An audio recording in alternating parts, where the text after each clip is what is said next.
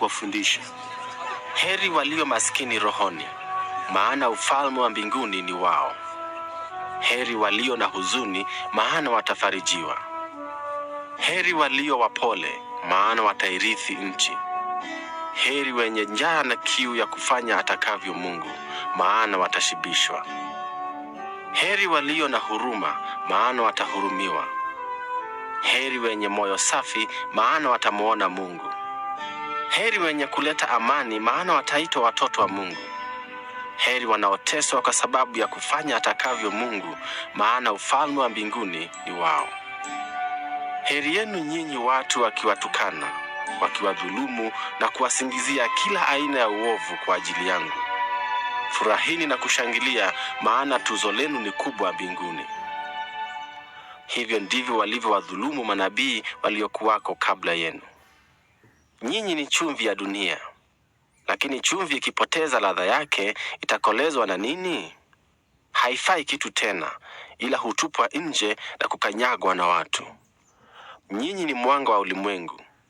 Mji uliojengwa juu ya mlima hauwezi kufichika, wala watu hawawashi taa na kuifunika kwa debe, ila huiweka juu ya kinara ili iwaangazie wote waliomo nyumbani. Vivyo hivyo, ni lazima mwanga wenu uangaze mbele ya watu, ili wayaone matendo yenu mema, wamtukuze Baba yenu aliye mbinguni.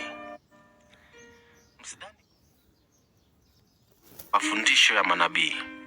Sikuja kutangua bali kukamilisha.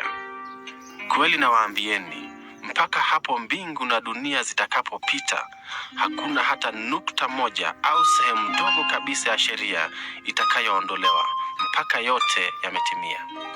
Basi yeyote atakayevunja hata amri moja ndogo kuliko zote na kuwafundisha wengine wafanye hivyo, huyo atakuwa mdogo kabisa katika ufalme wa mbinguni. Lakini yule atakayezishika na kuwafundisha wengine, huyo atakuwa mkubwa katika ufalme wa mbinguni. Ndiyo maana nawaambieni, wema wenu usipozidi ule wa Mafarisayo na waalimu wa sheria, hamtaingia kamwe katika ufalme wa mbinguni. Mmekwisha sikia ya kuwa watu wa kale waliambiwa, usiue. Atakayeua lazima ahukumiwe. Lakini mimi nawaambieni, yeyote anayemkasirikia ndugu yake lazima ahukumiwe. Anayemdharau ndugu yake atapelekwa mahakamani. Anayemuita ndugu yake pumbavu atastahili kuingia katika moto wa jehanamu. Basi ukipeleka sadaka yako mbele ya madhabahu na hapo ukakumbuka kwamba ndugu yako ana ugomvi nawe, iache sadaka yako mbele ya madhabahu, nenda kwanza ukapatane na ndugu yako, ndipo urudi utolee sadaka yako. Patana na mshtaki wako upesi mkiwa bado njiani kwenda mahakamani. La sivyo, mshtaki wako atakukabidhi kwa hakimu, naye hakimu atakukabidhi kwa askari, nawe utafungwa gerezani. Kweli nakwambia, hutatoka humo mpaka umelipa senti ya mwisho. Mmesikia kwamba watu waliambiwa, usizini. Lakini mimi nawaambieni, atakayemtazama mwanamke kwa kumtamani amekwisha zini naye moyoni mwake. Basi kama jicho lako la kulia linakukosesha, ling'oe ukalitupe mbali. Afadhali zaidi kwako kupoteza kiungo kimoja cha mwili wako, kuliko mwili wako wote kutupwa katika moto wa jehanamu. Na kama mkono wako wa kulia unakukosesha, ukate ukautupe mbali. Afadhali kwako kupoteza kiungo kimoja cha mwili wako, kuliko mwili wako wote uende katika moto wa jehanamu. Ilikwisha semwa pia, anayemwacha mke wake yampasa ampe hati ya talaka.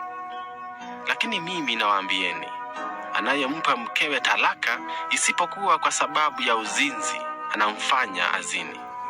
Na mtu akimwoa mwanamke aliyepewa talaka, anazini. Tena mmesikia kwamba watu wa kale waliambiwa, usivunje kiapo chako, bali ni lazima utimize kiapo chako kwa Bwana. Lakini mimi nawaambieni, msiape kamwe, wala kwa mbingu, maana ni kiti cha enzi cha Mungu, wala kwa dunia, maana ni kiti chake cha kuwekea miguu, wala kwa Yerusalemu, maana ni mji wa mfalme mkuu.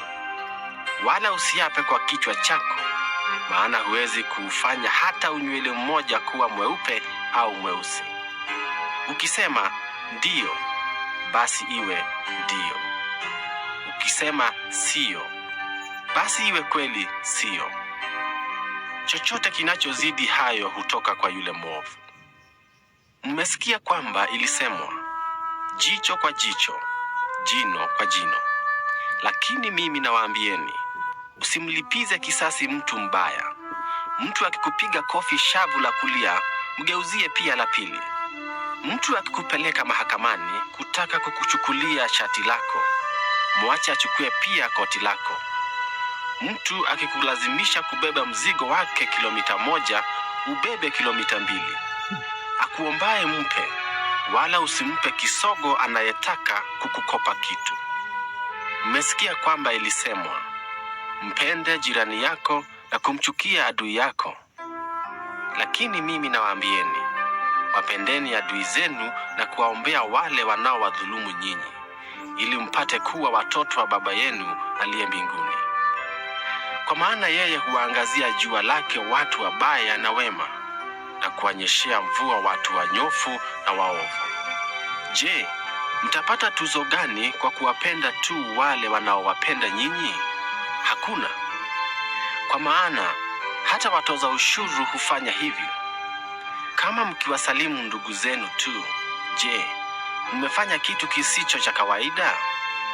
Hata watu wasiomjua Mungu nao hufanya vivyo hivyo. Basi muwe wakamilifu kama Baba yenu wa mbinguni alivyo mkamilifu. Mathayo sura ya 5. Yesu alipo